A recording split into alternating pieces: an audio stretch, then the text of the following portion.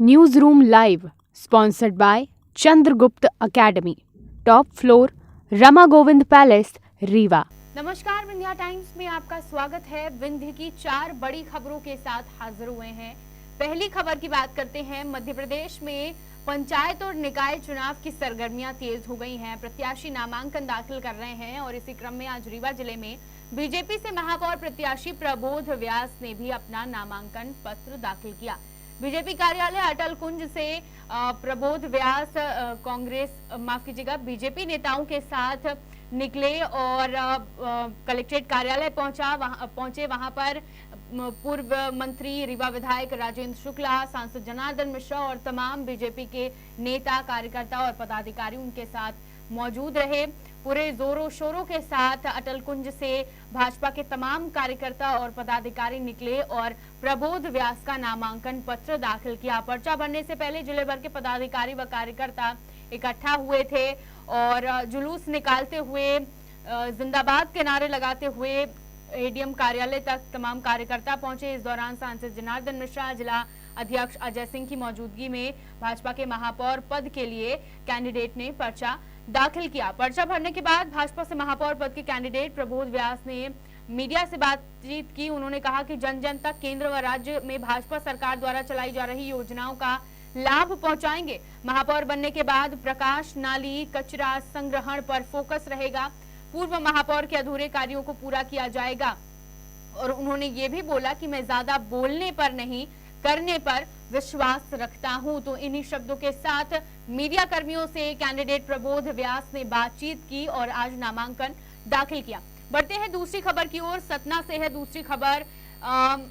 जब से चुनाव का बिगुल बजा है, बगावत भी देखी जा रही है कांग्रेस में भी और भाजपा में भी।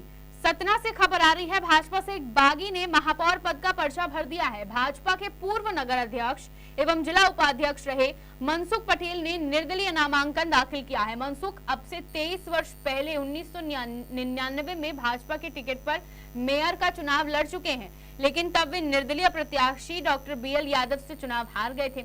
2008 में पूर्व मुख्यमंत्री उमा भारती की पार्टी भारतीय जनशक्ति पार्टी से सतना विधानसभा सीट पर चुनाव लड़ा था। उसमें भी उन्हें पराजय का सामना करना पड़ा था और अब चुनाव में वह निर्दलीय नामांकन दाखिल करने आज पहुंचे। महापौर पद ओबीसी के लिए आरक्षित हो जाने के कारण भाजपा के टिकट पर मनसुख भी दावा तो कर रहे थे, लेकिन दावेदारी की इनकी दौड़ आगे नहीं बढ़ पाई थी। उन्होंने कलेक्ट्रेट पहुंचकर भाजपा के खिलाफ बगावत का बिगुल फूंक दिया और निर्दलीय नामांकन दाखिल किया है। मनसुख के पहले सांसद के अनुज उमेश प्रताप सिंह ने भाजपा के टिकट वितरण से नाराज होकर बसपा से चुनाव लड़ने का ऐलान अपने फेसबुक वॉल पर किया था। हालांकि बाद में उन्होंने पोस्ट डिलीट कर दिया, लेकिन अब भाजपा से बगावत करके निर्दलीय चुनाव सतना में भाजपा के नेता ने डाला है। निर्दलीय नामांकन मनसुख पटेल ने डाल दिया है। अब इसका सियासी समीकरण पर कितना असर पड़ता है, चुनाव पर कितना असर पड़ता है, ये देखना होगा। तीसरी खबर की बात करते हैं सीधी जिले से। सीधी जिले के कलेक्ट्रेट कार्यालय में दिल्ली में कांग्रेस के पूर्व राष्ट्रीय अध्यक्ष एवं कांग्रेस पदाधिकारियों के साथ अभद्रता करने के संबंध में ज्ञापन सौंपा गया है। राष्ट्रपति के नाम ये ज्ञापन सौंपा गया है। इस दौरान मांग की गई है कि नेशनल हेराल्ड केस के बंद प्रकरण को विद्वेषपूर्ण तरीके से प्रवर्तन निदेशालय द्वारा वर्तमान मोदी सरकार ने गांधी परिवार को बदनाम करने की नियत से दोबारा ओपन किया है, जिसमें कुछ है ही नहीं। इसके बावजूद भी वर्तमान सत्ता राहुल गांधी को तब परेशान कर रही है जब राहुल गांधी की मां सोनिया गांधी का इलाज चल रहा है और वो अस्पताल में भर्ती हैं। इसी मुद्दे को लेकर सीधी में कलेक्ट्रेट कार्यालय में राष्ट्रपति के नाम ज्ञापन सौंपा गया है।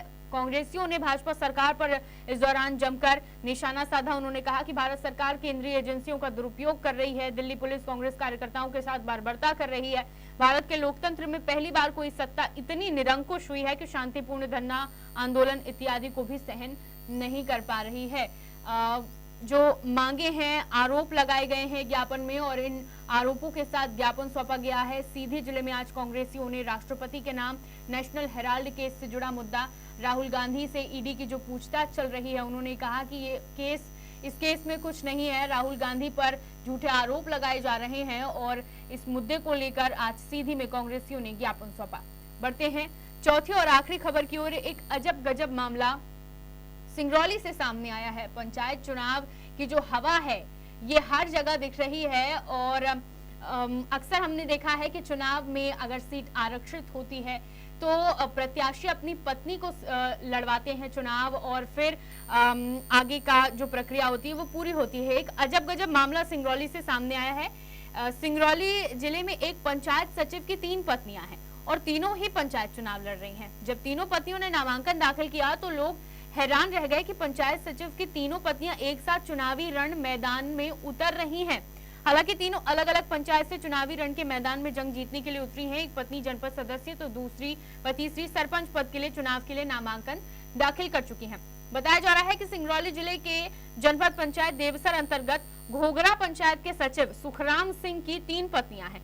सुखराम अपनी पहली पत्नी को देवसर जनपद सदस्य का चुनाव के लिए नामांकन दाखिल कराए, वहीं दूसरी पत्नी कुसुमकली व गीता सिंह को अलग अलग ग्राम पंचायत में सरपंच पद के लिए नामांकन दाखिल कराने पहुंचे।